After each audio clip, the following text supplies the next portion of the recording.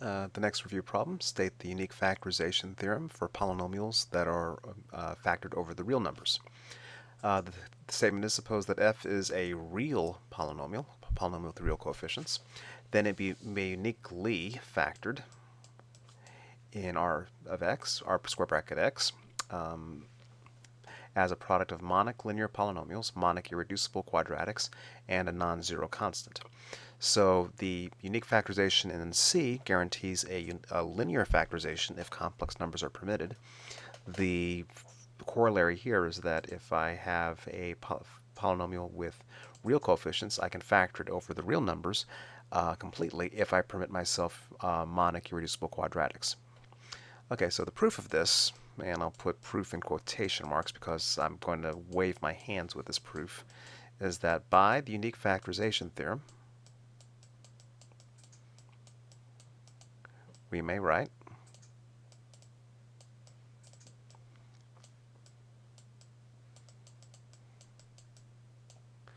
f of x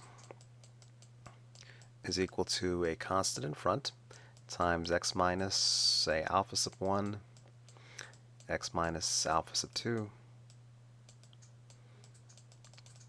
through x minus alpha sub n.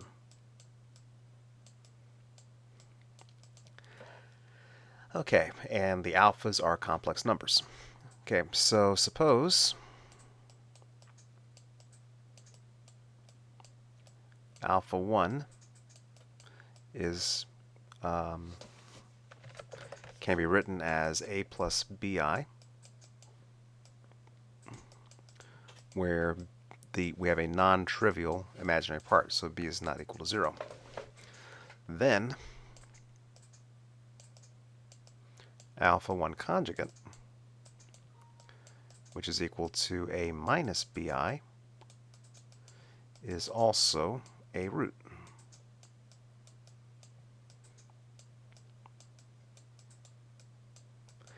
So if alpha 1 is a non-trivial complex number, then one of these others further down in the list here must be alpha 1 conjugate.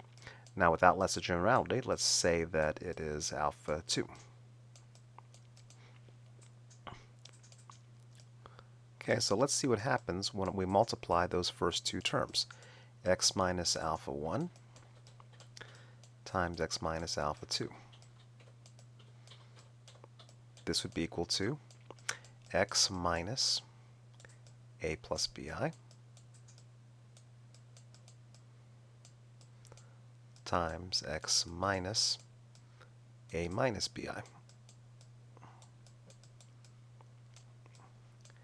Now let's get rid of the brackets inside the parentheses. So we have x minus a minus bi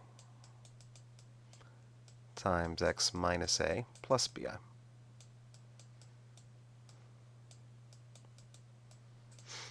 And if we notice, this is actually the difference of two squares.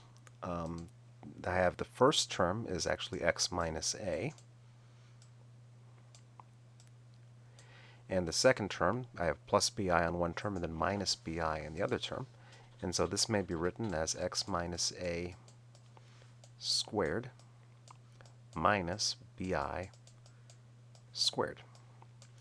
And expanding that out, that's equal to x squared minus 2ax plus a squared